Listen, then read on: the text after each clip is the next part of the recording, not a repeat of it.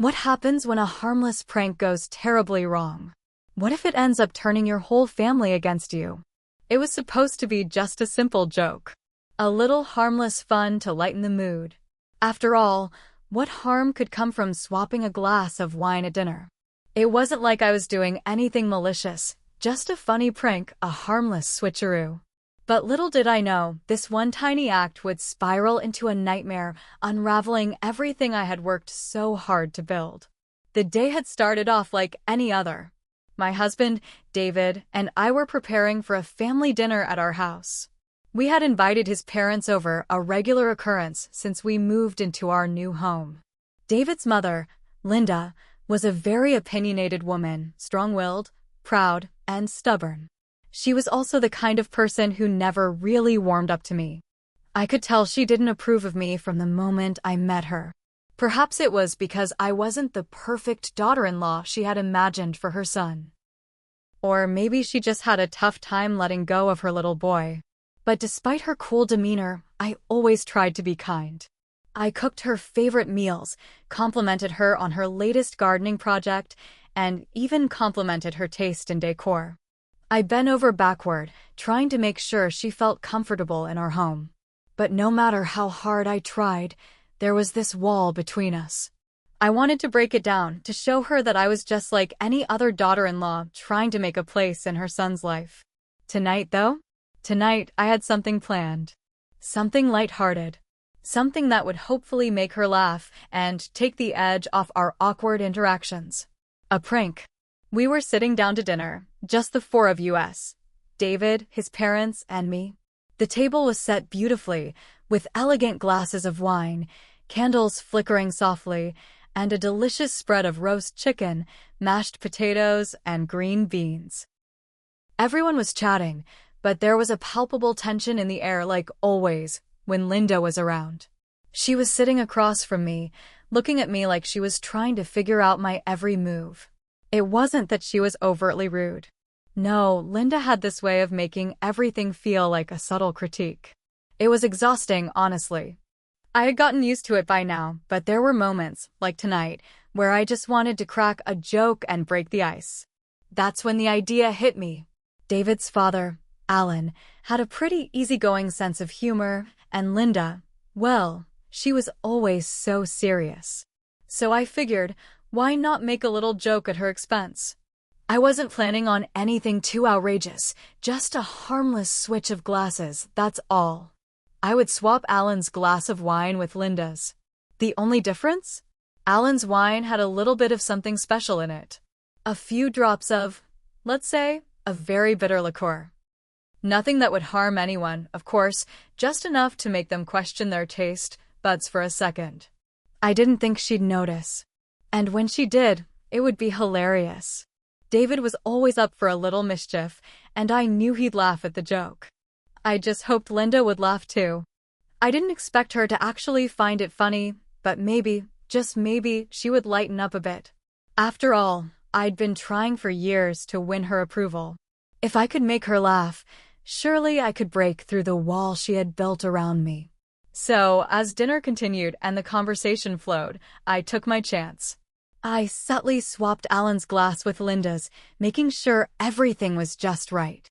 I was confident that it would be a harmless laugh, just a little unexpected twist in the evening. The moment arrived. Alan reached for his glass, taking a hearty sip. I held my breath, waiting for the moment when he'd pause, his eyes squinting, and say something like, "What the heck is in this?" I was ready to laugh, to apologize, and to reassure everyone that it was just a joke. It was all in good fun. But what happened next was not what I had anticipated. Alan's face twisted in confusion. His eyes flickered, but he said nothing. Then Linda, who was already sipping from her own glass, froze. She lowered the glass slowly, a puzzled look on her face. "What is this?" she asked, her voice unnervingly calm. I froze. Linda had taken a sip from Alan's glass. Her eyes darted between the two of us, her gaze hardening. "Emily," she said slowly, her tone laced with suspicion, "did you do something to this?" The room seemed to go silent. David's face mirrored mine, wide-eyed and confused. He hadn't noticed me swap the glasses. Alan, too, seemed a little startled but unsure of how to react. But Linda? She wasn't letting it go. I forced a smile, my heart racing. No, Mom. It's just a little joke. A harmless prank. I laughed nervously, trying to lighten the situation. I swapped the glasses. That's all. But the moment the words left my mouth, I could tell it wasn't going to go as planned. Linda's eyes narrowed, and her lips pressed into a tight line. A prank, she repeated, her voice growing sharper. On your father-in-law? I swallowed hard. I had miscalculated.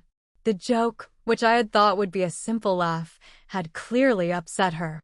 The atmosphere in the room shifted from casual to tense in an instant. Linda's eyes were boring into me, and I could feel her disappointment radiating through the air. This wasn't how I had imagined things going. David shifted uncomfortably in his seat. Mom, it's just a joke. Relax, he said, trying to ease the tension. But it didn't work. Linda wasn't listening. She was too focused on the fact that I had done something she didn't approve of.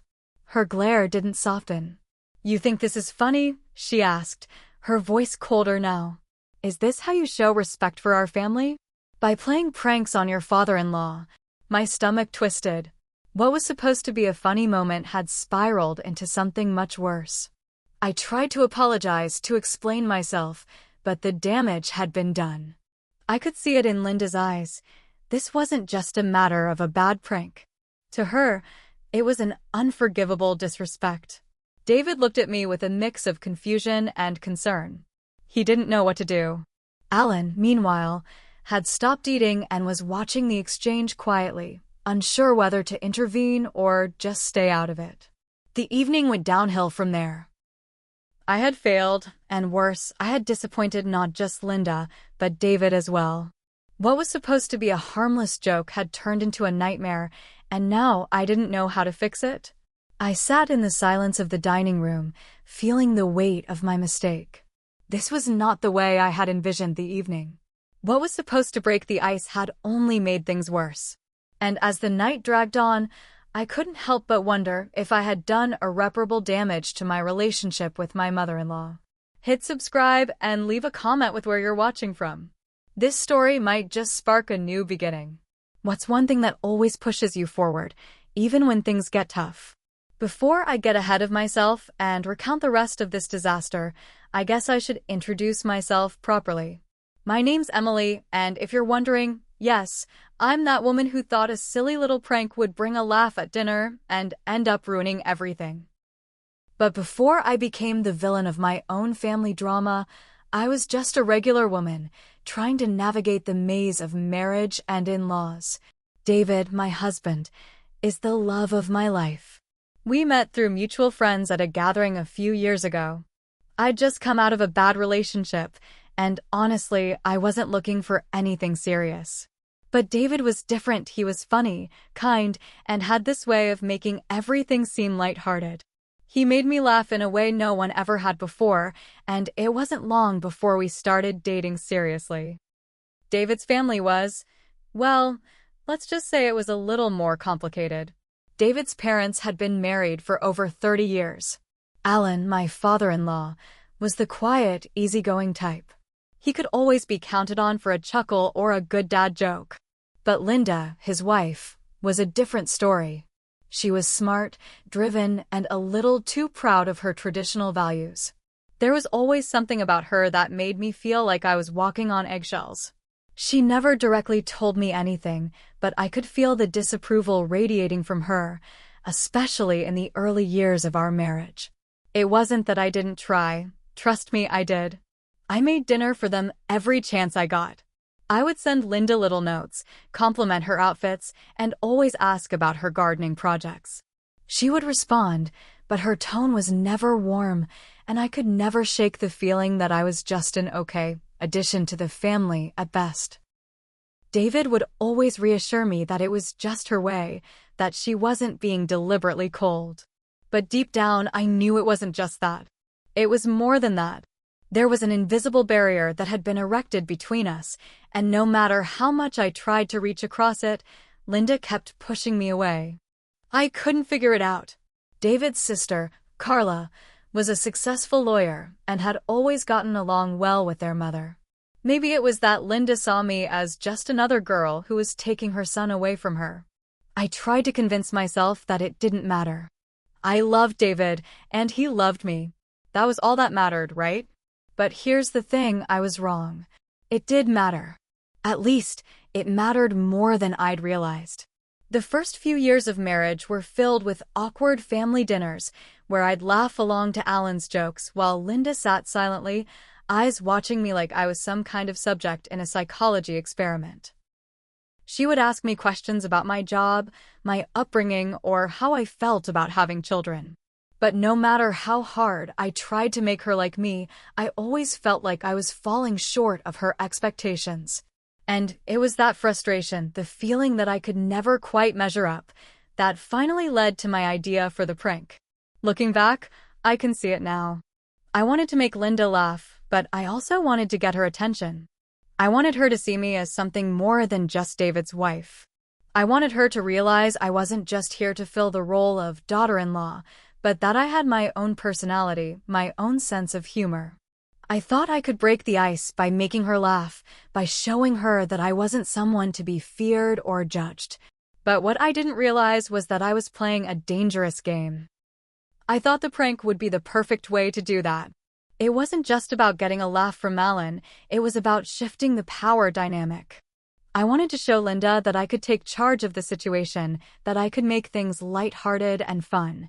But in doing so, I only ended up highlighting my insecurities. I wanted her approval so badly that I thought the only way to earn it was through humor and trickery.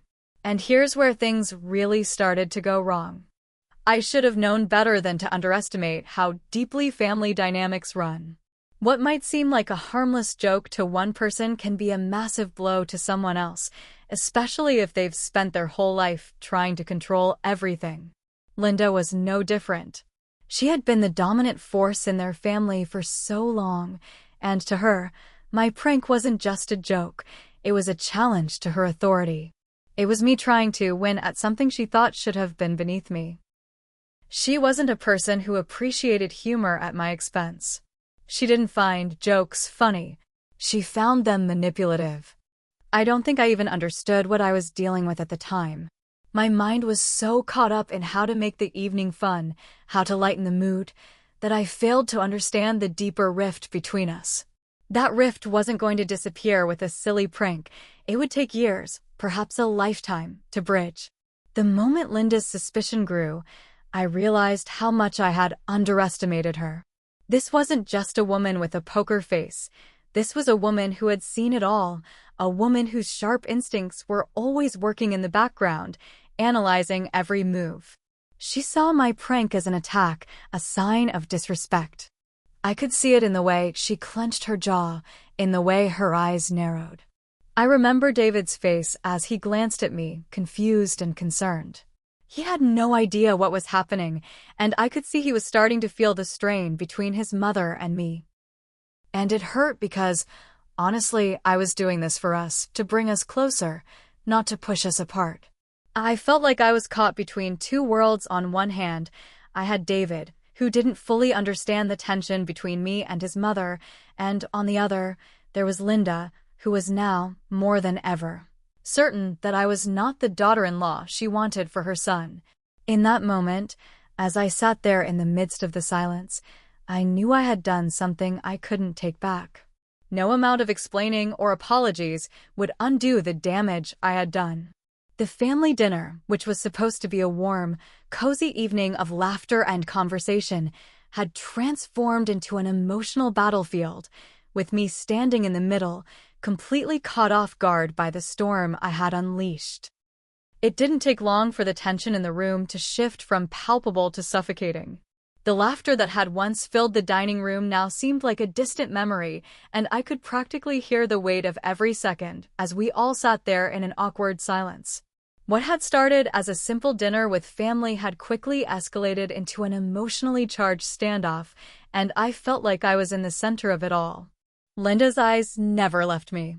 Her face was stern, almost cold, and her lips were pressed so tightly together that I feared they might crack. I could feel the walls closing in, and my stomach churned with the guilt of my mistake.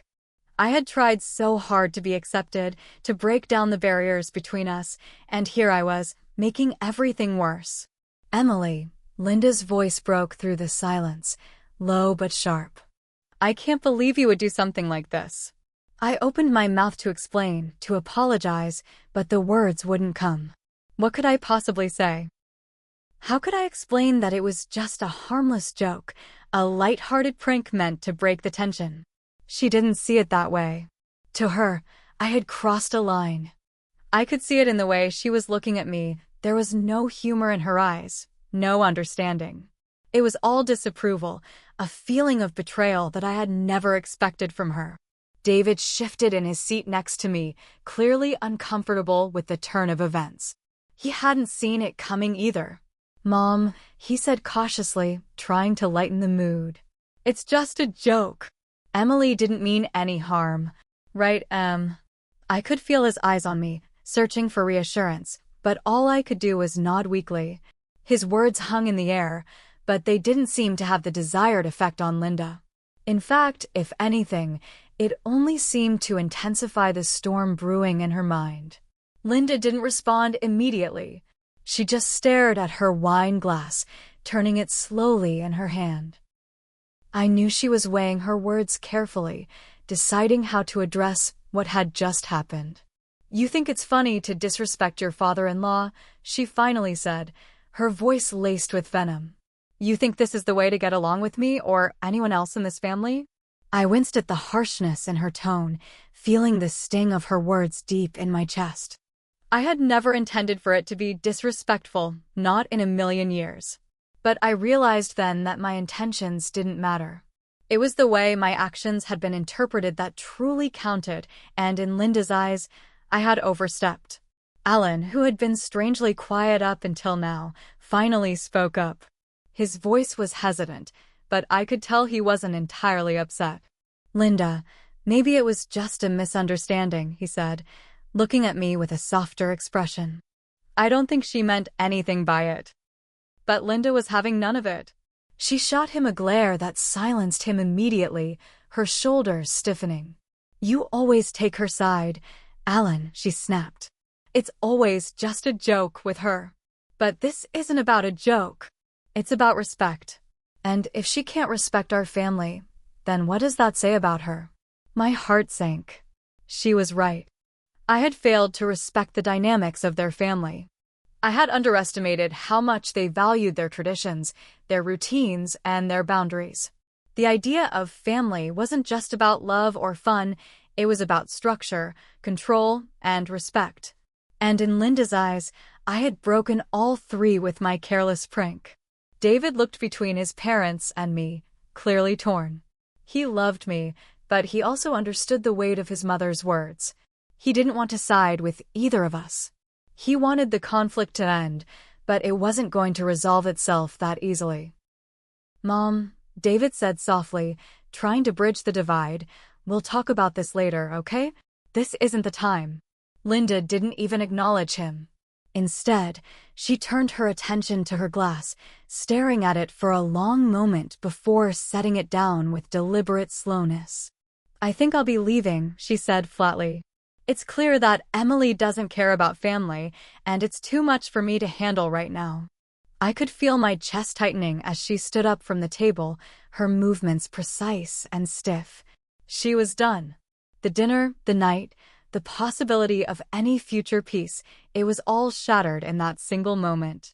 I wanted to say something, to stop her, but my throat felt tight, and the words wouldn't come.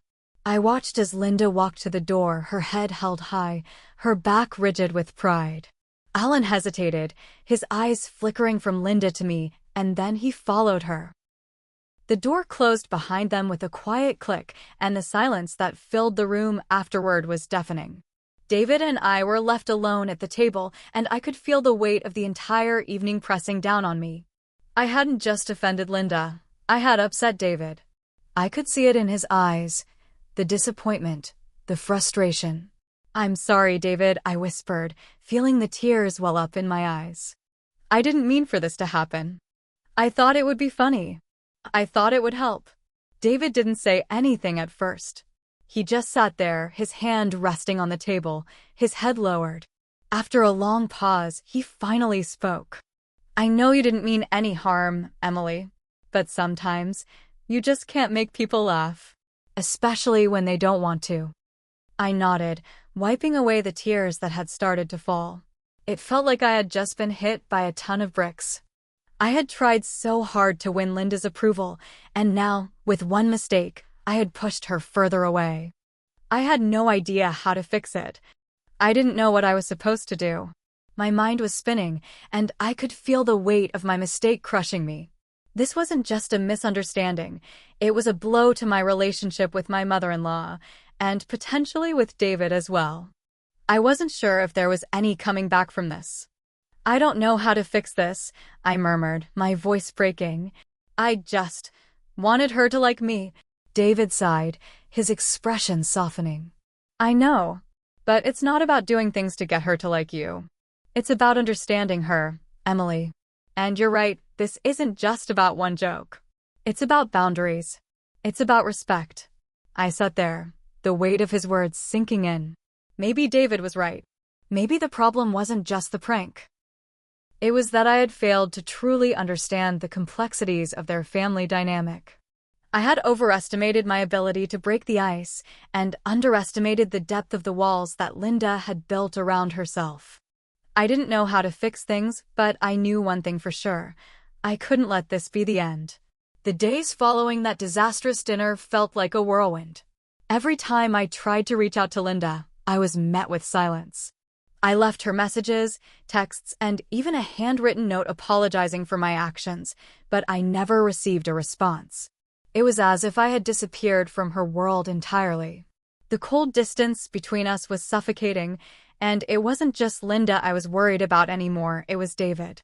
David had become quieter, more withdrawn in the days after the dinner. He tried his best to remain neutral, not taking sides, but I could see the toll it was taking on him. The tension in the house was palpable, and it felt like I was walking on eggshells every time we spoke. It wasn't just about the prank anymore, it was about the fractures forming in our marriage. I had messed up, and now I wasn't sure how to put things back together. But there was one thing I knew for certain. I wasn't going to let this be the end of it. I wasn't going to lose my family over a stupid mistake. If I wanted to fix this, I had to do something more than just apologize and wait for Linda to forgive me. I had to show both of them, that I was willing to do whatever it took to make things right. One evening, after a long day of feeling hopeless, I found myself sitting on the couch, scrolling through old photos of our wedding. There we were, smiling and happy, completely unaware of the storm that was brewing in our lives. I looked at David, who was sitting across from me, his eyes glued to the television, but his mind clearly elsewhere. I knew he was hurting, and I couldn't stand to see him like this. "David," I said softly, interrupting his thoughts. "Can we talk?" He looked at me, a tired look in his eyes, and sighed. "What's there to talk about, Emily? We've already had this conversation." "I know," I said, shaking my head. "But I need to do more than just apologize. I need to fix this. I need to fix us." He raised an eyebrow, clearly intrigued, but still hesitant. "What do you mean by that?" "I need to talk to your mom," I said, my heart racing. "I need to have a real conversation with her. I don't expect her to forgive me right away, but I can't just sit back and let this be the way things end. I want to make things right. I need her to understand that I never meant to hurt her." David was silent for a long time, his gaze flicking from me to the floor. I could see the conflict in his eyes. On one hand, he wanted peace. He didn't want to choose between his wife and his mother. But on the other hand, he knew his mother. He knew how stubborn and prideful she could be. He knew that this wasn't going to be easy. "You're right," he finally said, his voice barely above a whisper. "But Emily, I don't want you to think that you're the only one who's hurting. I'm torn too. You can't just expect her to forgive you immediately. She's not like that. But if you want to try, I'll be there to support you." My heart fluttered with a mix of gratitude and anxiety. This was the first step on a journey I wasn't sure I was ready for, but one I knew I had to take. I had to face Linda and show her the real me, not the version of me that tried to win her over with pranks or superficial gestures. If I wanted her to accept me, I had to be honest and vulnerable with her. That weekend, I made the decision to visit Linda's house. I didn't want to make it a big event. I didn't want to show up uninvited and make things even worse. Instead, I planned to keep it simple. I just wanted to talk, nothing more, nothing less. I drove to her house on a Saturday morning, my nerves twisting in my stomach. The closer I got, the more I questioned whether I was doing the right thing. What if she didn't want to see me? What if she didn't care about fixing things? But then I remembered David's words, "If you want to try, I'll be there to support you." I couldn't turn back now. I had come this far. I had to give it a shot. I parked outside her house, taking a deep breath before stepping out of the car. The weather was surprisingly calm, clear skies, a gentle breeze. It almost felt like the universe was giving me a sign. I walked up to the door, my heart racing, and rang the bell. When Linda answered, I could see the surprise in her eyes. She hadn't expected me, not after everything that had happened. She didn't say anything at first, just stood there in the doorway, her arms crossed tightly over her chest. "I know you probably don't want to see me right now," I said, my voice shaky but determined. "But I need to talk to you. Please. It's important." Linda's expression softened slightly, but she didn't invite me in. "What do you want, Emily?" she asked, her tone guarded but not as sharp as before. "I want to apologize. I want to explain myself," I said, my words coming out in a rush. "I've been thinking about what happened, and I see now that I made a huge mistake. I wasn't trying to disrespect you or anyone else. I was trying to break the ice, but I realize now that it was the wrong way to go about it. I was so focused on making you like me, I didn't stop to think about what you needed or wanted." Linda didn't say anything for a long moment. Her eyes scanned my face, as if trying to gauge whether I was being sincere or just trying to placate her. The silence between us stretched on, unbearable. Finally, she spoke. "I appreciate that you're here, Emily. But I don't know if just words are enough." "I know," I said quickly. "I don't expect things to change overnight. But I'm willing to work for it. I'm willing to put in the effort. I'm not asking you to forgive me right now, but I'm asking you to let me show you that I'm serious about wanting to be a part of this family." For a moment, Linda looked like she was about to say something else, but she stopped herself. Her face softened, just the slightest bit, and she stepped back from the door, gesturing for me to come inside. "Come on in, Emily," she said quietly. "We can talk." I stepped inside, feeling a strange mix of relief and apprehension. This was the beginning of something new, something I wasn't sure would work. But it was a start.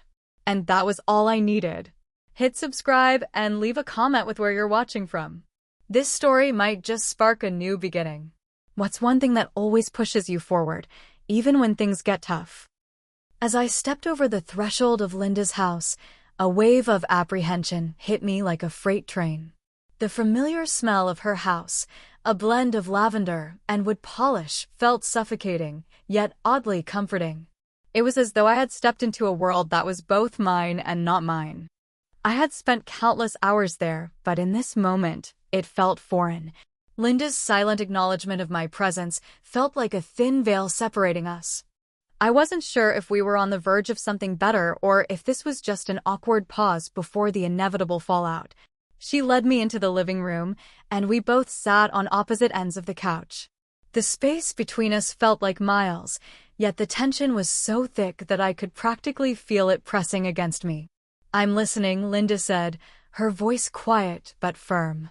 Her gaze was steady, as if she was waiting for me to make the first move, but I could tell that she wasn't going to let her guard down easily. She was in control, and I was at her mercy. I took a deep breath and began. I've been thinking a lot about everything. About the prank, about how I acted, and about how I was so focused on trying to get you to like me that I lost sight of what really matters. Linda's eyes narrowed slightly, but she didn't interrupt. It was clear she wanted to hear more, but she wasn't about to give me an easy pass. I thought that by doing something funny, I could break the ice between us, I continued. I know that wasn't the right way to go about it. I was wrong, and I didn't stop to think about how it would make you feel. I didn't consider that you might see it as disrespect, or worse, as me trying to undermine the relationship you and David have with your father. And for that, I'm deeply sorry. There was a long pause. Linda's fingers twisted together in her lap, her face unreadable. For a moment, I thought I had said too much, maybe even said the wrong things entirely. But then, something in her expression shifted. She looked away for a moment, her eyes focusing on a family portrait on the wall. I could see her mind working, processing everything I had just said. Finally, she spoke. I'm not going to pretend that I'm not hurt by what you did, Emily. It wasn't just a joke to me. It wasn't funny. I raised David to understand that family is about trust, and when that trust is broken, even by something as small as a prank, it stings. You made me feel like I wasn't worthy of respect. The words hit me hard, sharper than I had anticipated. I wanted to explain myself, to offer an excuse, but I knew there were no words that could undo what I had done. I had failed her. And, in a way, I had failed David too. But Linda continued, her voice softer now, I also understand that you didn't mean to hurt anyone. You've always tried so hard to fit in with this family. You want to be a part of it, and I see that. I don't agree with your methods, but I understand the intent. Her words hung in the air, and I couldn't help but feel a faint flicker of hope. Maybe, just maybe, there was a way back from this.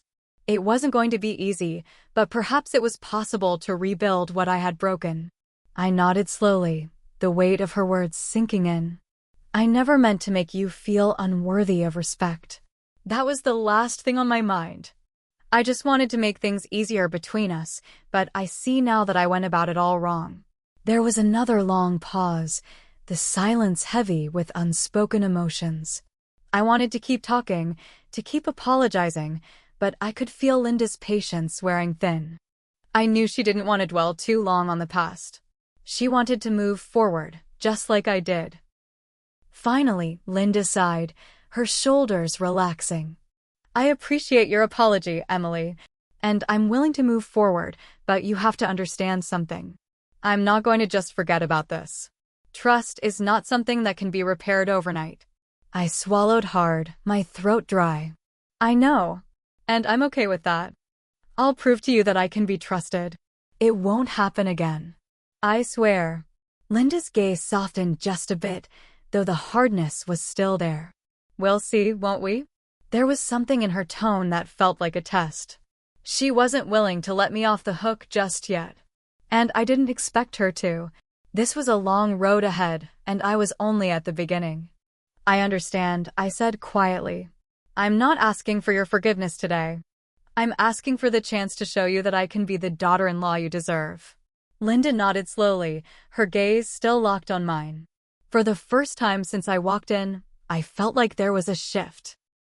It wasn't much, but it was something. Maybe I wasn't as lost as I had thought. As I sat there, silently absorbing everything Linda had said, I realized that this conversation was more than just an apology. It was the first step toward rebuilding a relationship that I had broken, and I was ready for whatever came next. But the weight of the moment wasn't lost on me. Trust wasn't something you could simply ask for, it had to be earned. And that was going to take time.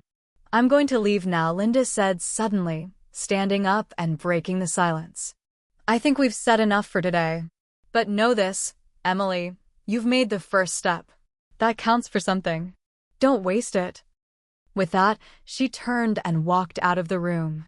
I sat there for a few moments, letting her words echo in my mind. It was clear that I still had a long way to go, but the door hadn't been slammed shut. There was still hope, and for the first time in days, I allowed myself to believe that maybe, just maybe, I could find my place in this family. I stood up, my heart a little lighter than it had been when I walked in. I wasn't sure what tomorrow would bring, but I knew I had to keep pushing forward, one step at a time. As I walked toward the door to leave, I caught a glimpse of myself in the hallway mirror.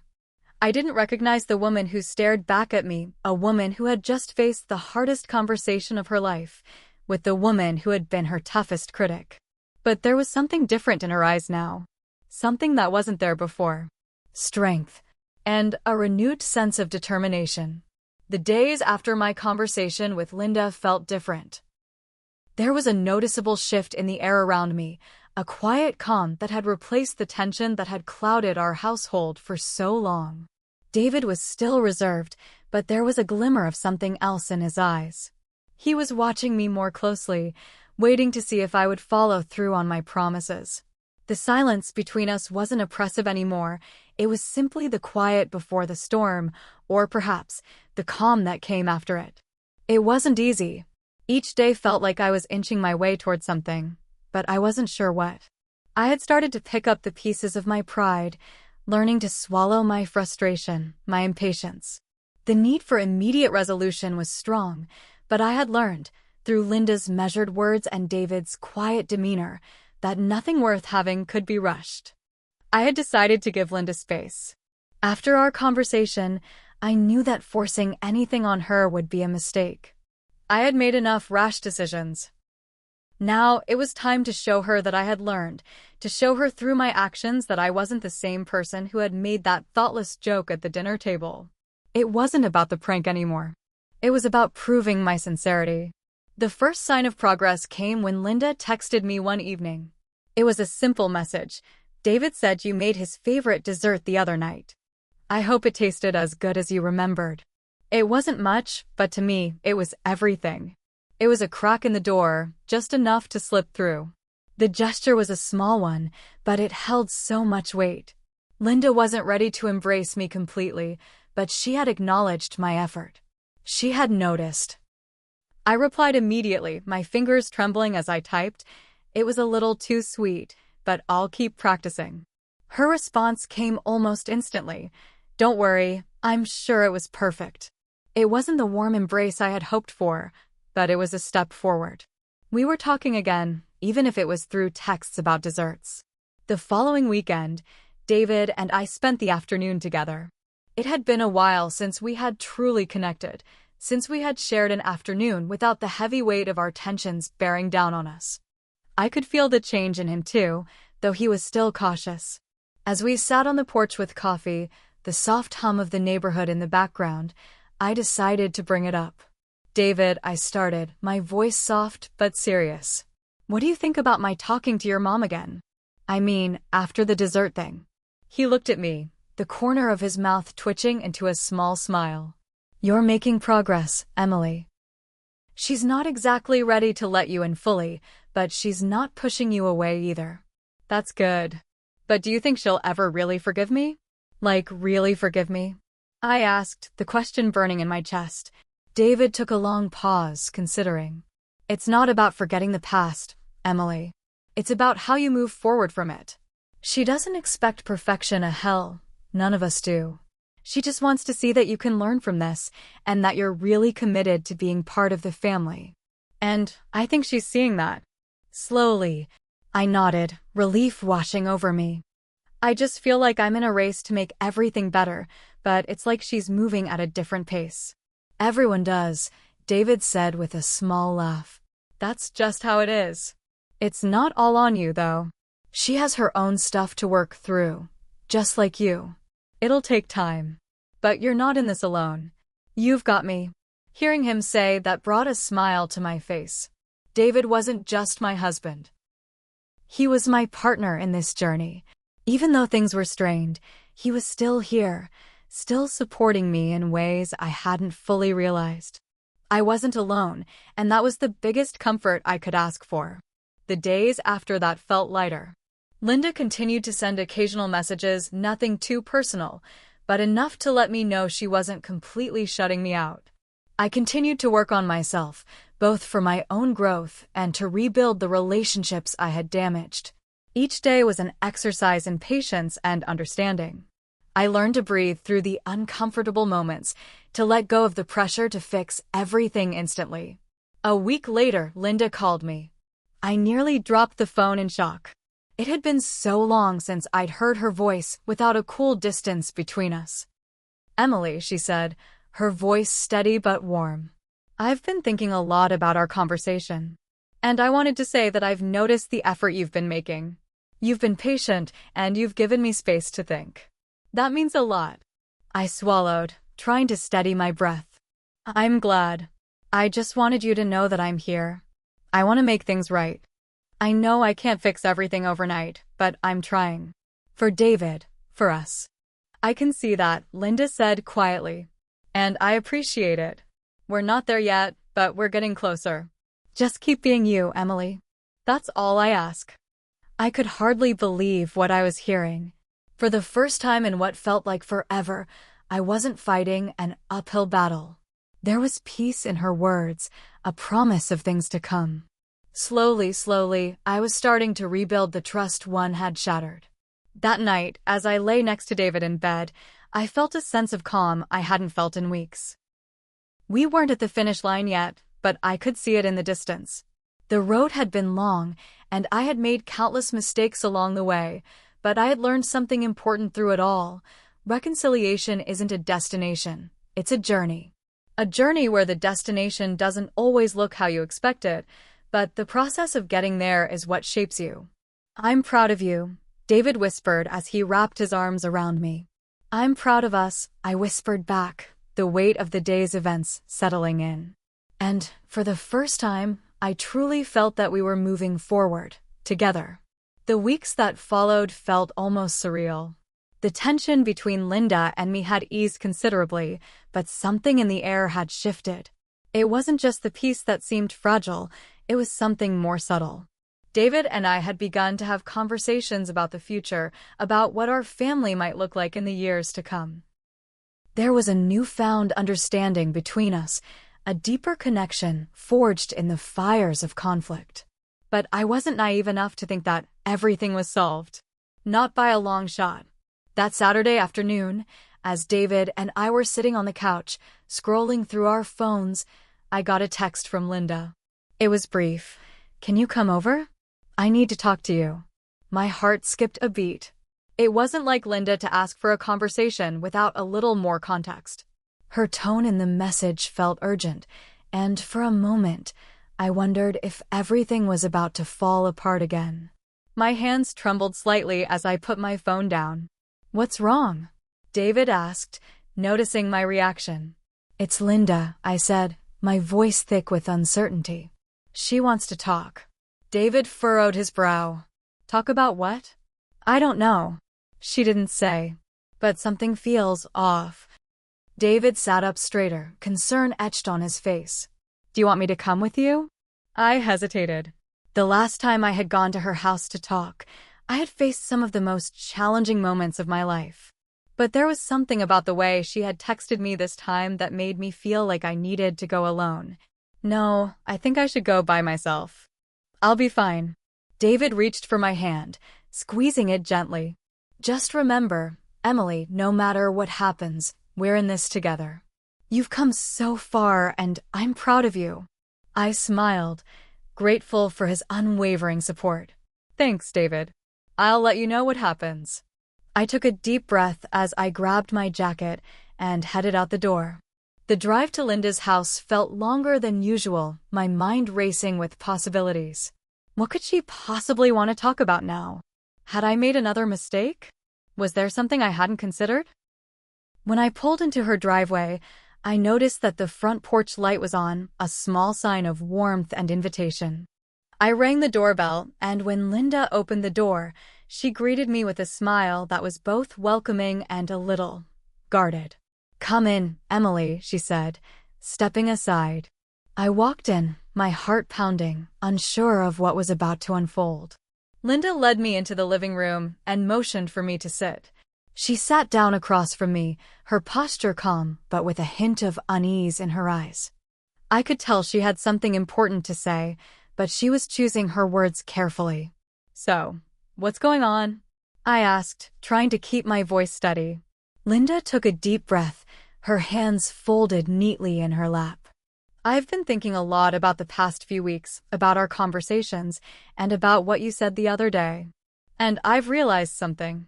I waited, feeling the weight of her words pressing against my chest. "What is it?" I asked quietly. Linda paused, her gaze shifting to the window for a moment before she returned her eyes to me. "I've realized that while I've been trying to let go of my anger, I've been holding onto something else, something I wasn't even aware of until now. I've been holding onto fear." "Fear?" I echoed, confusion lacing my voice. "What do you mean?" Linda's expression softened, and she let out a small, almost embarrassed laugh. "I've been afraid that if I let you in, if I let anyone get too close, I'll lose control of my family. I've always felt like I had to be the one to protect everyone, to make sure things were perfect. And I've been so focused on keeping up appearances, I forgot to see the bigger picture." My mind raced as I processed her words.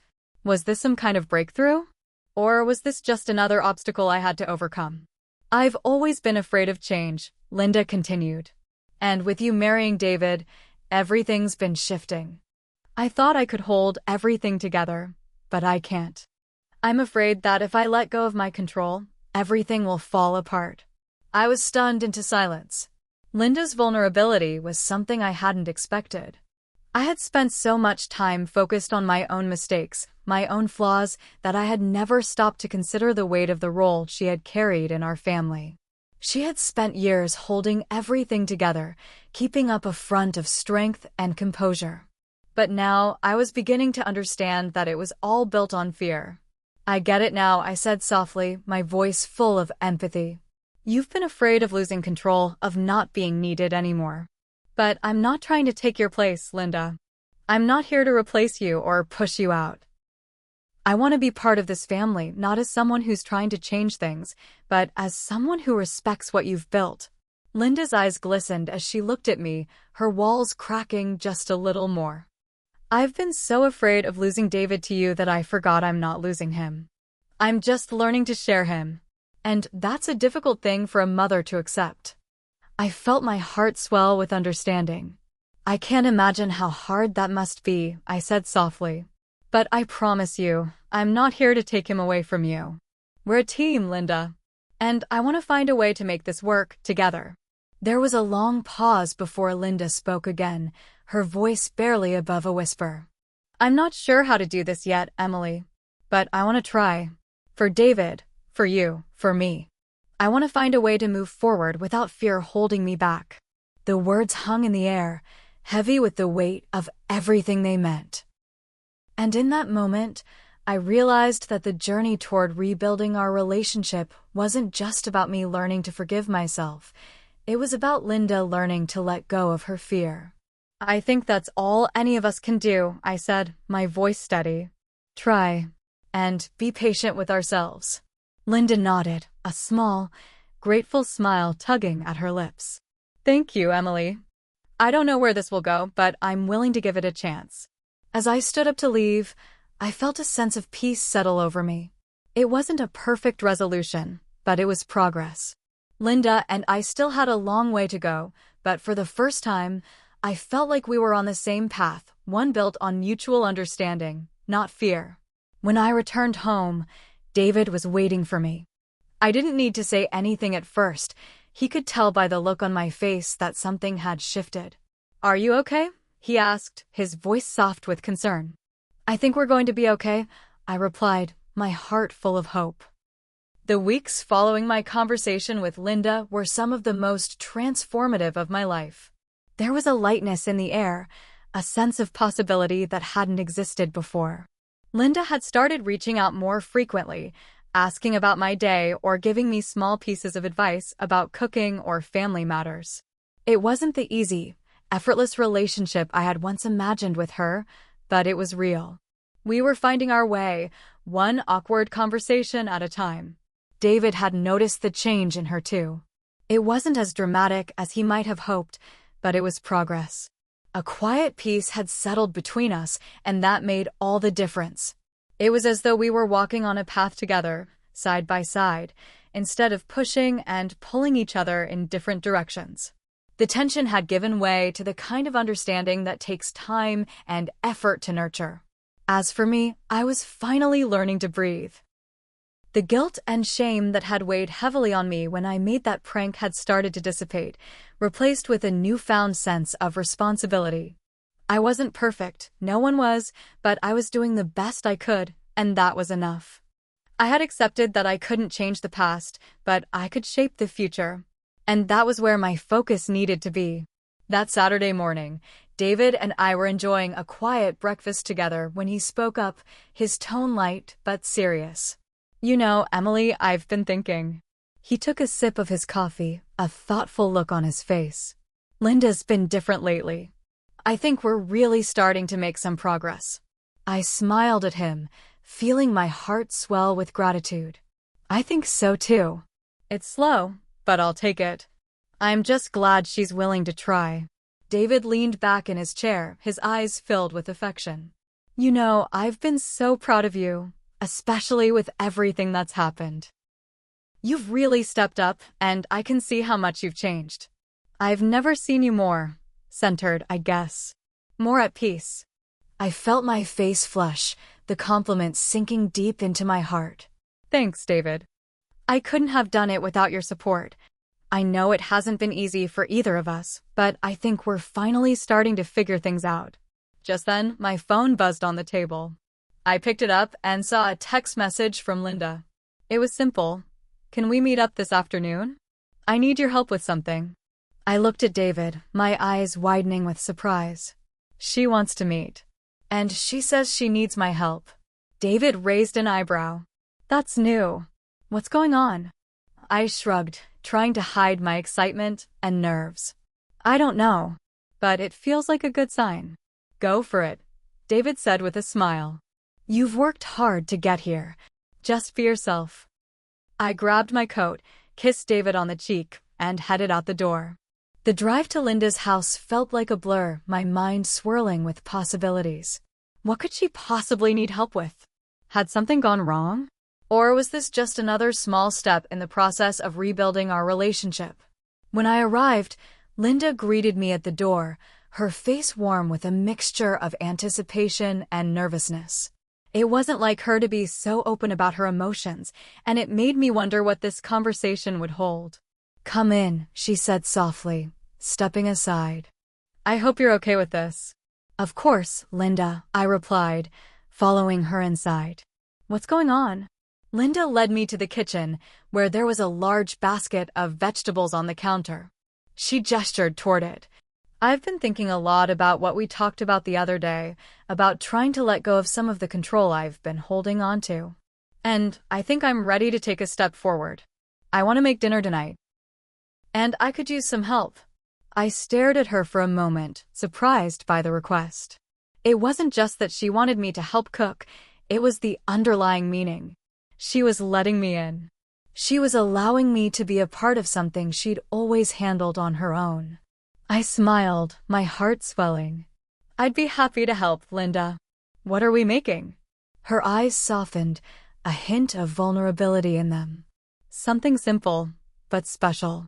David's favorite." I thought it might be a nice way to show him that we're both trying. I felt a lump form in my throat. This wasn't just about dinner, it was about rebuilding trust, about showing both David and Linda that we could all coexist in a way that was healthy and respectful.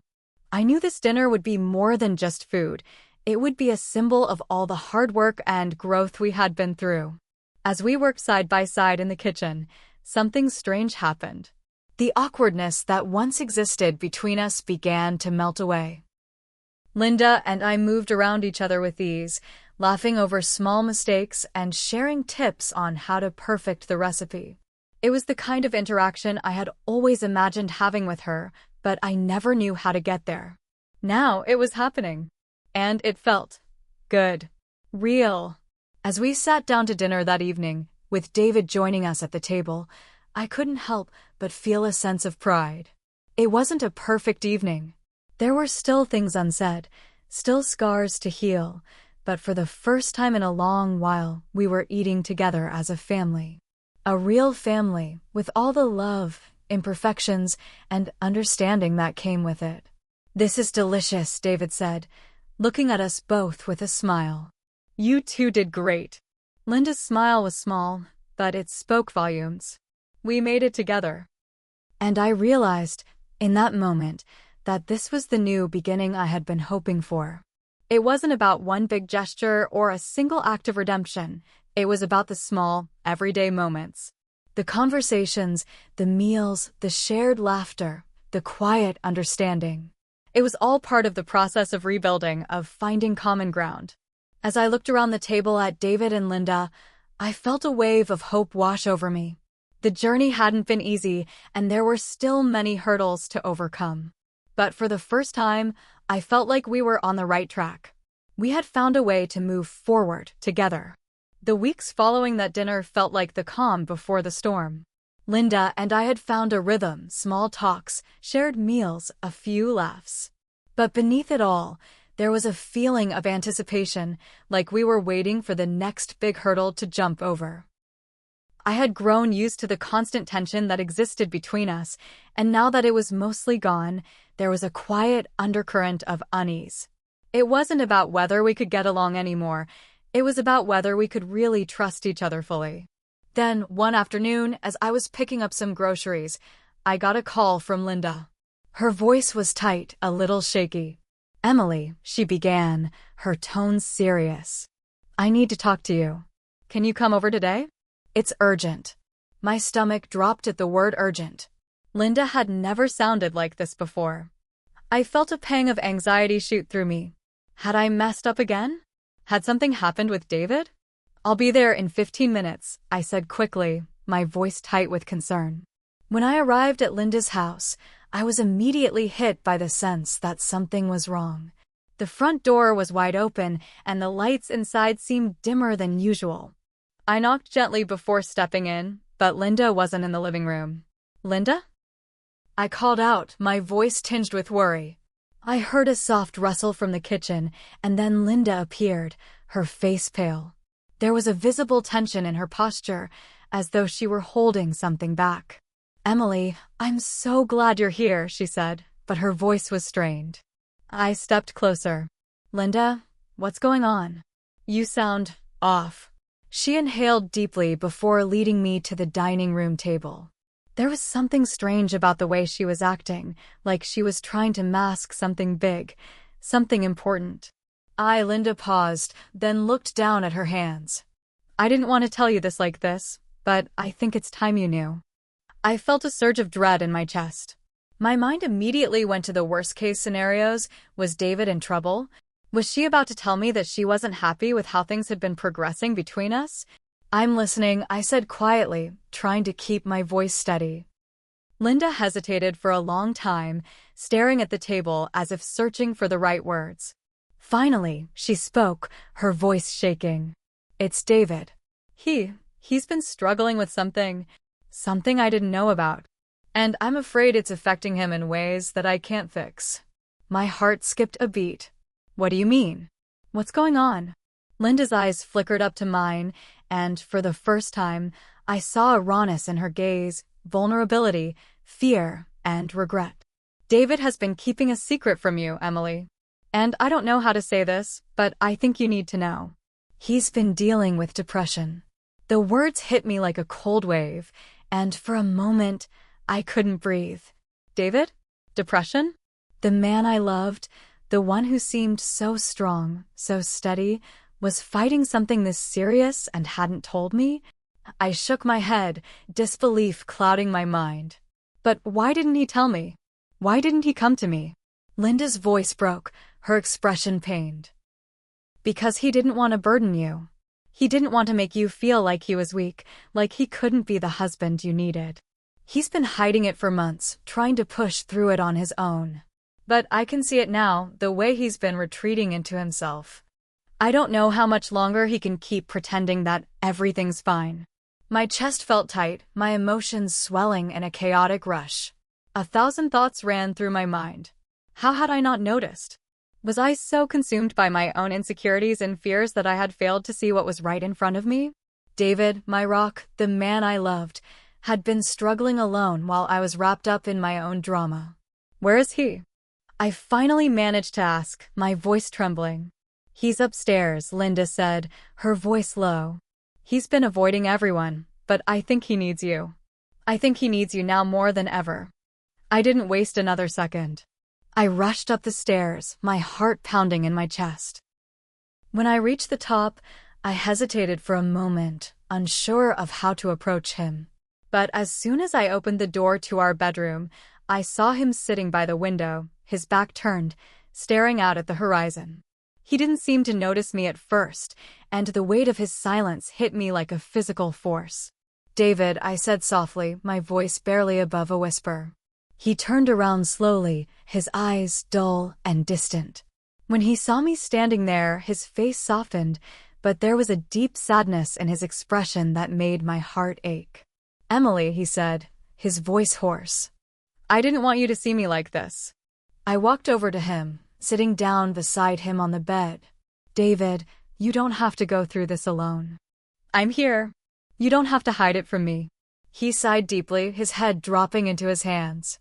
"I've been trying so hard to pretend that everything's okay, that I'm okay, but I'm not, and I'm afraid. I'm afraid that if you see the real me, you'll leave. You'll realize I'm not the person you thought I was." I felt my heart break for him. I reached out, gently pulling his hands away from his face, looking into his eyes. "David, you're not weak. You're not less of a person because you're struggling. I'm not going anywhere. I love you. All of you." Tears welled in his eyes, and for the first time in months, I saw him let go of the tough exterior he had been holding up. His shoulders trembled as he finally allowed himself to cry. "I'm so sorry," he whispered. "I never wanted you to see me like this." I wrapped my arms around him, pulling him close. "You don't have to apologize, David. We're a team, remember? You don't have to fight this alone anymore." We sat there for a long time, in silence, just holding each other. In that moment, everything seemed to fall into place. I had feared that our relationship wouldn't survive the challenges we faced, but I realized now that it was in these very moments of vulnerability, honesty, and support that we would grow stronger. It wasn't going to be easy. There would be hard days ahead, days where the darkness felt like it might swallow us whole. But I wasn't afraid anymore. We had each other. And that was enough. The days that followed were a blur of emotions. David's struggle with depression wasn't something that could be fixed with a few kind words or a single conversation. It wasn't even something that could be solved immediately by me, no matter how much I wanted to make everything better. But the weight had shifted. Instead of hiding from it, we were confronting it together. David had reluctantly agreed to see a therapist, with Linda's gentle encouragement. It was a huge step for him, one that didn't come easily. But every time I saw him gather the strength to go to his sessions, I felt a surge of pride and relief. He wasn't giving up on himself, and that meant everything to me. For the first time in a long time, we were communicating on a deeper level. We talked more openly about how he was feeling, how his depression had been affecting his thoughts and actions. I listened, really listened, without trying to fix things right away. I was learning to be patient, to give him space when he needed it, and to comfort him when he couldn't comfort himself. One evening, after a particularly challenging therapy session, David came home with a tired but determined look in his eyes. I could tell he had been struggling, but there was also a spark of hope in his gaze that I hadn't seen in a long time. "Hey," I said softly as I met him at the door. "How was it?" He ran a hand through his hair, sighing. "It was tough, but I think I'm starting to understand things better. It's not just about the depression, it's about all the things I've been carrying for so long. The guilt, the fear, all of it." I nodded, my heart aching for him. "You don't have to carry it alone, David. I'm here. We're in this together. He smiled faintly, pulling me into a gentle embrace. I know. I've been pushing you away for so long, but I'm glad you're still here. I'm not going anywhere, I whispered, my voice thick with emotion. We're just getting started. Over the next few weeks, things slowly started to improve.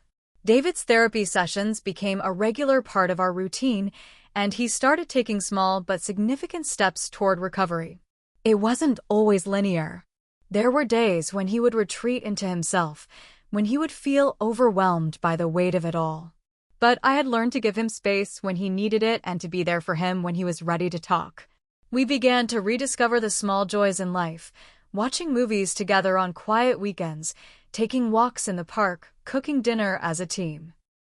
The tension that once filled the house had lifted, replaced by a sense of calm and understanding. It was a delicate balance, but we were learning to navigate it together. And then, one night, as we sat down to dinner, David turned to me with a thoughtful expression on his face. Emily, there's something I've been meaning to tell you, he began, his voice steady but filled with emotion. I've been thinking a lot about everything that's happened. The prank, the way we've fought, the way I've shut myself off from you. And I want to say, I'm sorry. I'm sorry for not being the husband you deserved. I should have let you in sooner. Tears welled up in my eyes as I reached across the table to take his hand. David, we're both learning, you know? We've both made mistakes. But the important thing is that we're here, together, figuring it out. He squeezed my hand, his eyes filled with gratitude.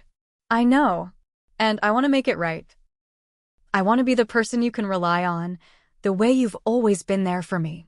I'm not perfect, but I'm willing to fight for us. My heart swelled with love for him.